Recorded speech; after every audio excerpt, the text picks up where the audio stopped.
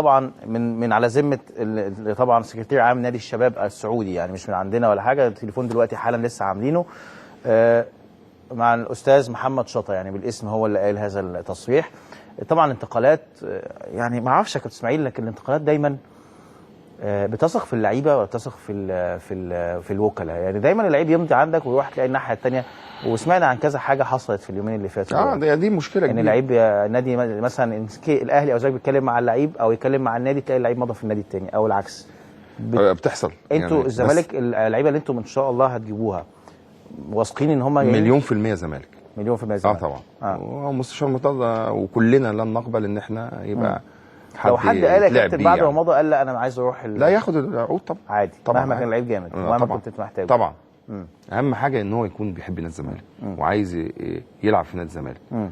دي هتفرق معاه كمان في مستواه لما يجي يشتغل معانا. كم مركز نادي الزمالك محتاجه يا كابتن اسماعيل؟ يعني حضرتك ما تقولش مركز عشان ما يبانش. لا يعني كم مركز مثلا؟ يعني اللي واضح بالنسبه لينا كلنا ناحيه الشمال، يعني باك